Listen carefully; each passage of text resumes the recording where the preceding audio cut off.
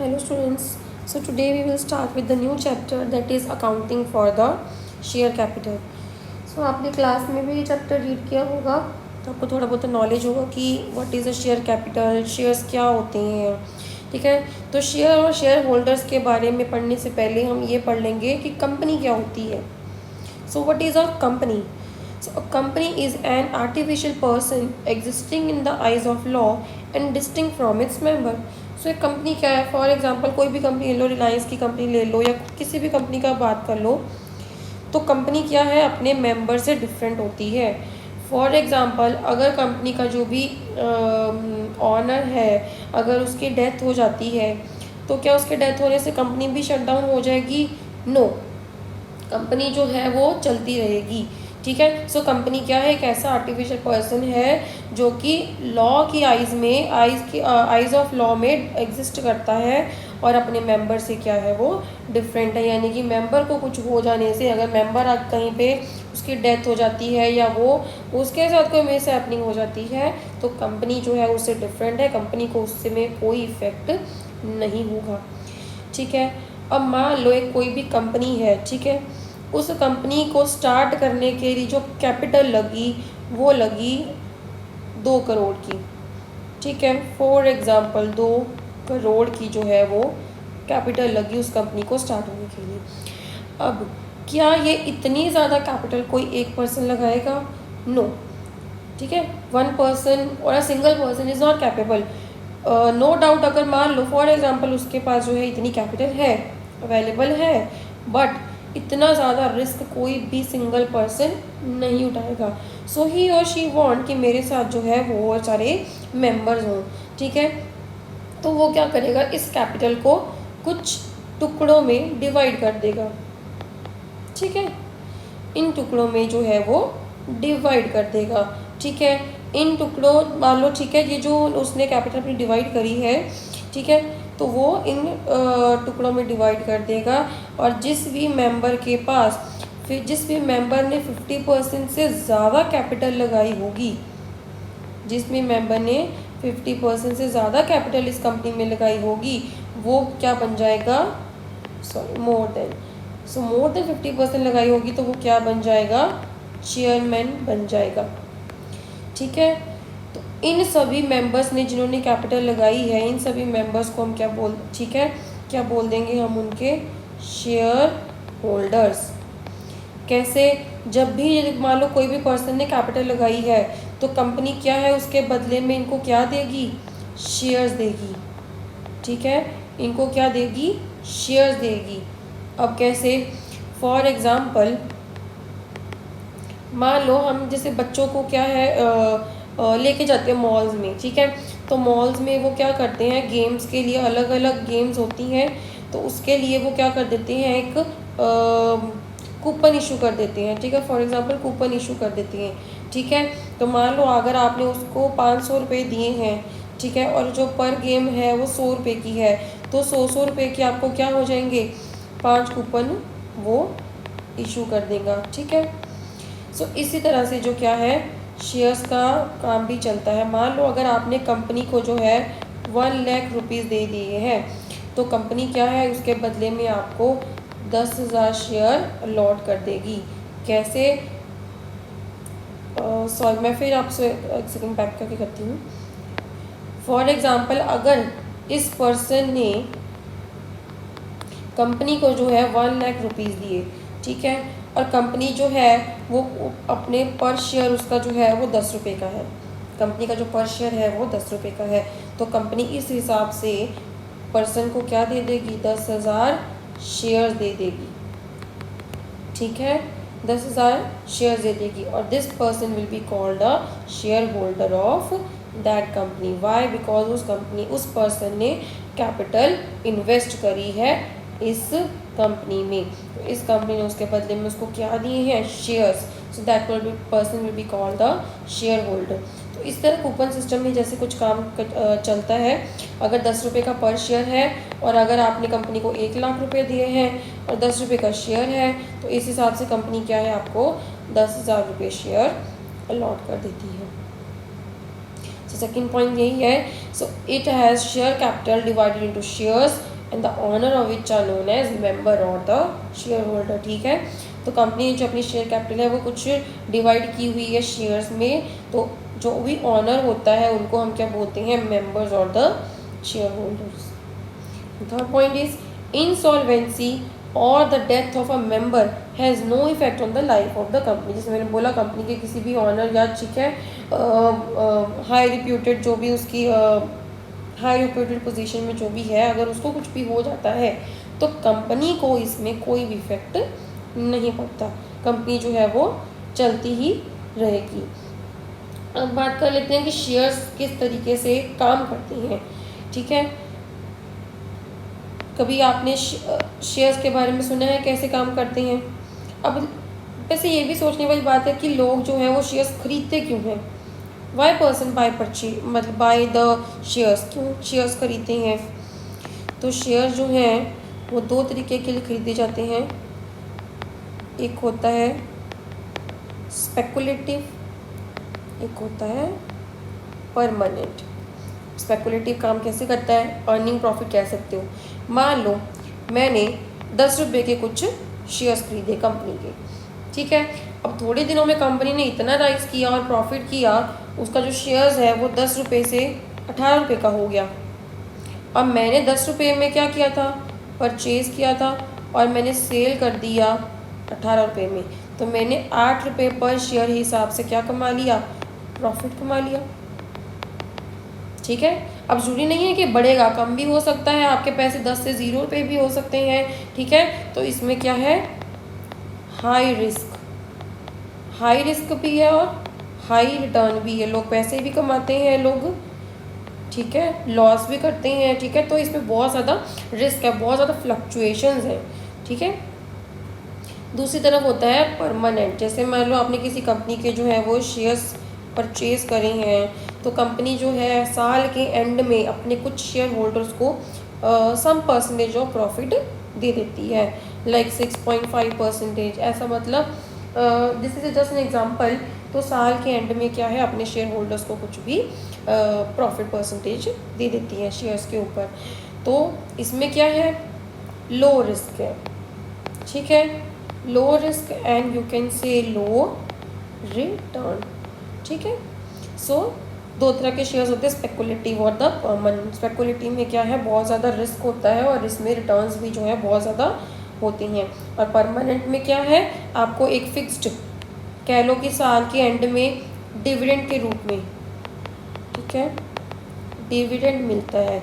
ठीक है, शेयर्स के एंड में आपको एक तरह का क्या मिलता है, डिविडेंड। डिविडेंड क्या होता है, मतलब एट द एंड जब कंपनी जो है, ठीक है, अपने शेयर होल्डर्स को उन शेयर्स के ऊपर, पर शेयर के ऊपर क्या है, वो कुछ परसेंटेज ऑफ प्रॉफिट देती है, which is declared as dividend.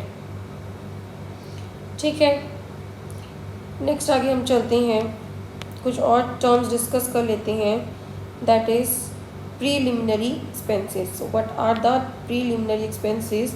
So they are the expenses incurred for incorporating the company. ठीक है, ये वो खर्चे हैं जो कंपनी स्टार्ट होने से पहले के खर्चे होते हैं। जैसे कोई लीगल एक्सपेंस हो गया, रजिस्ट्रेशन फ़ी पे कर दी रजिस्ट्रार को, तो बहुत ऐसे खर्चे जो कंपनी स्टार्ट होने से पहले किए जाते हैं।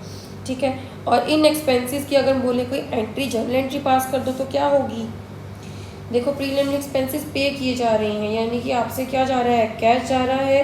तो सबसे पहले या फिर हम यहाँ पे क्या कर देंगे, टू बैंक अकाउंट। और ये आपने कैश क्यों पे किए हैं, for the preliminary expenses, so इसको डेबिट कर देंगे, preliminary expenses account debit to bank account. तो सीधे करके लिख देते सेंटर। ठीक है, next is the minimum subscription. So what is a minimum subscription, पहले इसकी डेफिनेशन रीड कर लेते हैं। It is that number of shares on which amount received from shareholders is sufficient from the point of view of directors.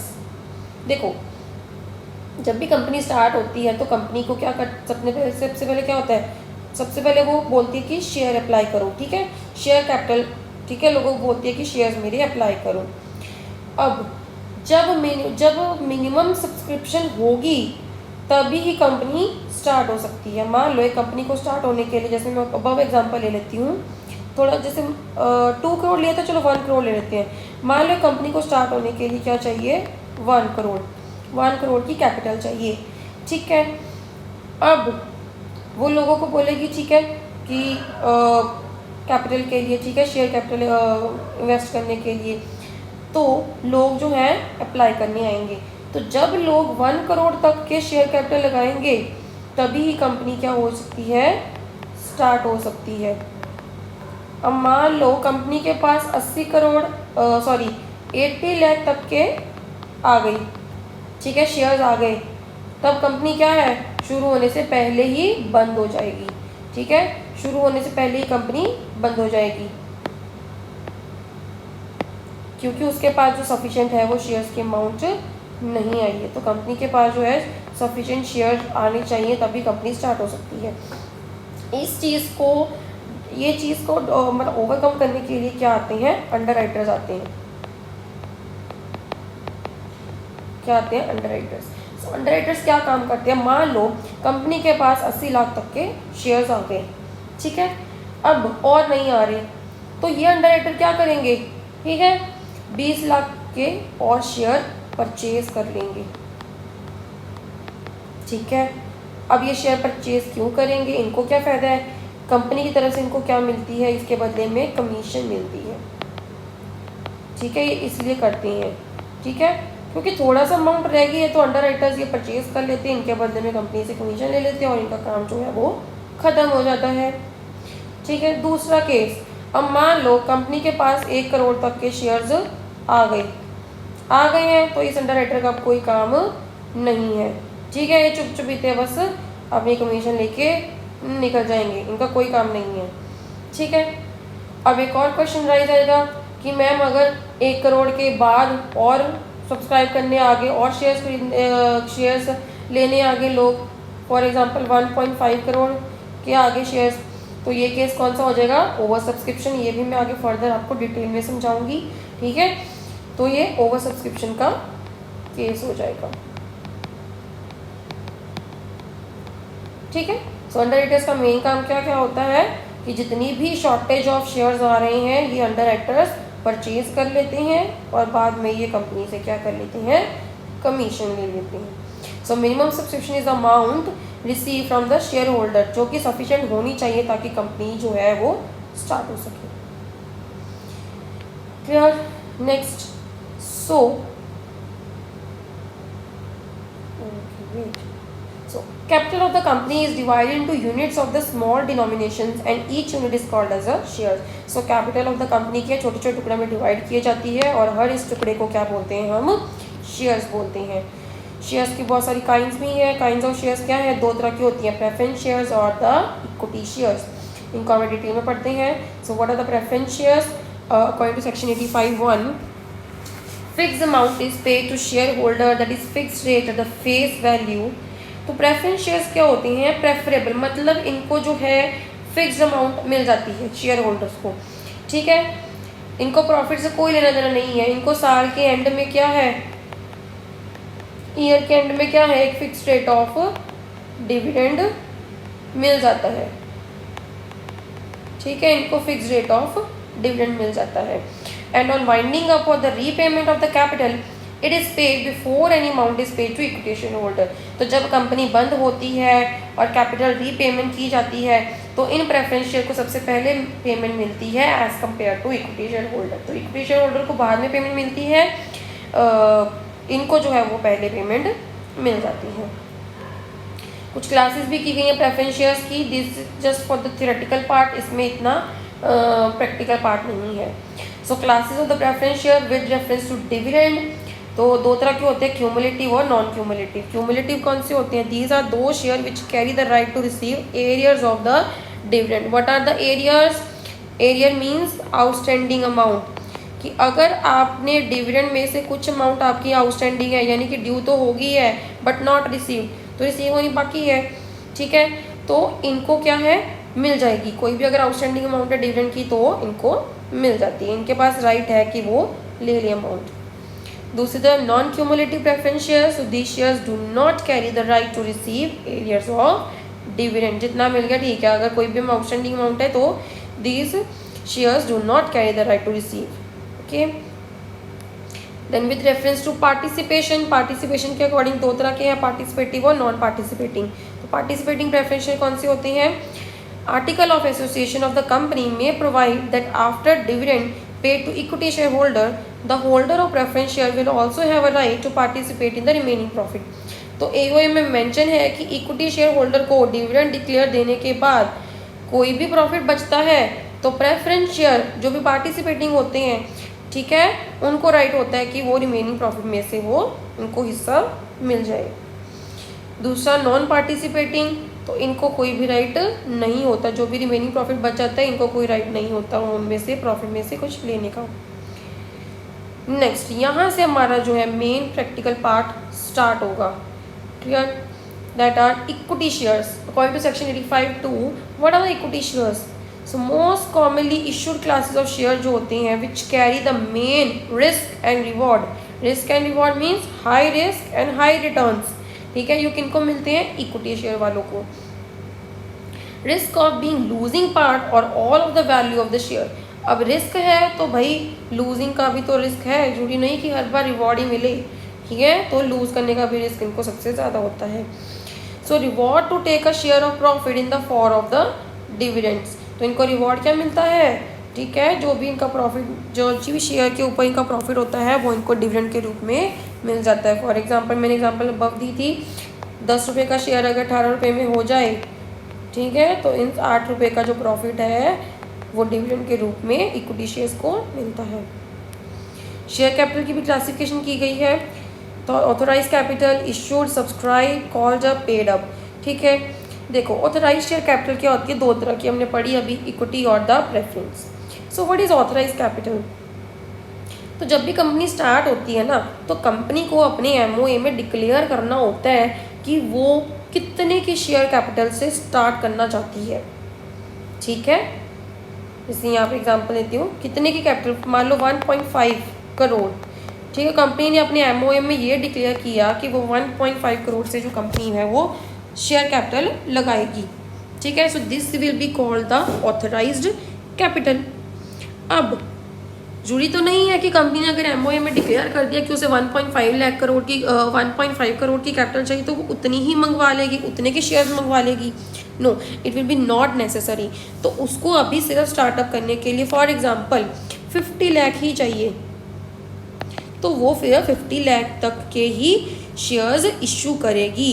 अगर उस company ने MOA में अगर डिक्लेयर किया है 1.5 करोड़ तक की वो शेयर्स इशू करेगी, तो it will be not necessary कि वो 1.5 के ही इशू करे, उसको जितनी ज़रूरत है वो उतनी ही करेगी। So this will be called the authorised, ठीक है, ऑथराइज्ड कैपिटल।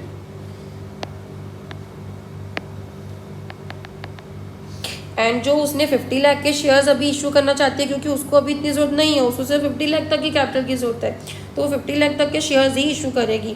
तो this will be called issued capital, कि उसने एक्चुअल में इशू कितनी की है।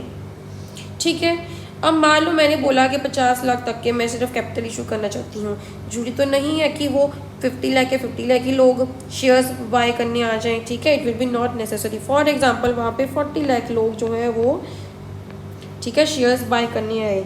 ठीक है, तो लोगों ने कितने किए shares purchase, that will be called my subscribed capital.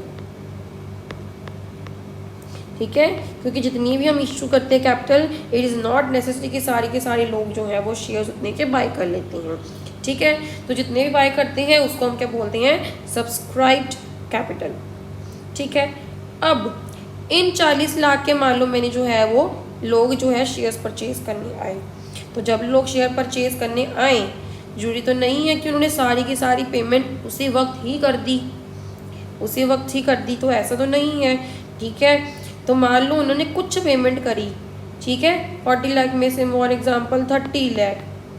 ठीक है, तो that will be called my called up.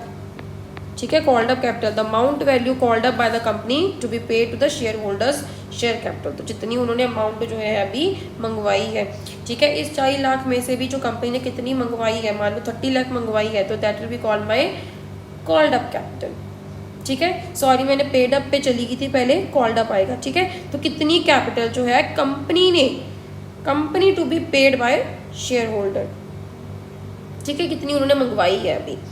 Then आता है paid up, so the amount that the share holder has paid against amount called up. तो company ने अगर मान लो 30 लाख तक की अमाउंट मंगवाई थी, तो उन्होंने उसमें से अगर मान लो 20 लाख दिए हैं, ठीक है, so that will be called the paid up capital. ठीक है, सिंपल भाषा में दोबारा एक्सप्लेन करती हूँ। अगर मैंने अपने एमओए में डिक्लेयर कर दिया कि 1.5 करोड़ जो है मुझे कैपिटल से मैं कंपनी स्टार्ट करूँगी, तो that will be called my authorised capital. और अगर मैं मान लो मैंने उतने के, मान लो मुझे अभी ये 1.5 करोड़ नहीं चाहिए, तो मुझे थोड़ी सी ही कैपिटल की रिक्वायरमेंट है, तो मैं उतने के ही शेयर्स अलॉट करूँगी, तो that will be called my issued capital. ठीक है, दूसरा आता है सब्सक्राइब कैपिटल, तो वो part of issued share capital which are subscribed share allotted for the consideration other than cash. ठीक है, तो share subscribe by signature to the MOA and share taken by director as qualifying share. तो कितने share लोगों ने actual में खरीदे, that will be called the subscribed capital. उस सब्सक्राइब में से भी अभी सारी अमाउंट अगर कंपनी को नहीं चाहिए, तो जितनी अमाउंट कंपनी ने कॉल्ड अप करी है अभी, ठीक है, क्योंकि एकदम से कंपनी सारी अमाउंट नहीं मंगवाती, तो कुछ अगर इंस्टॉलमेंट्स में उसने थोड़ी अमाउंट मंगवाई है, जैसे फॉर एग्जांपल अगर एक 10 रुपये का शेयर है, उसमें से अभी 3 रुपये, 2 रुपये और 5 रुपये, ठीक है, इस हिसाब से वो पेमेंट मंगवाती है। तो अभी कंपनी ने सिर्फ ये 5 रुपये ही मंगवाए हैं, तो that will be called the called up amount. ठीक है, और इस 5 में से भी अगर कंपनी और लोगों ने सिर्फ 2 रुपये ही दिए हैं, तो that will be called the paid up. Is it clear? अगर कोई भी डाउट होगा तो मुझे बता देना, तो मैं ऑनलाइन क्लास लगा के डाउट आपके क्लियर कर दूंगी।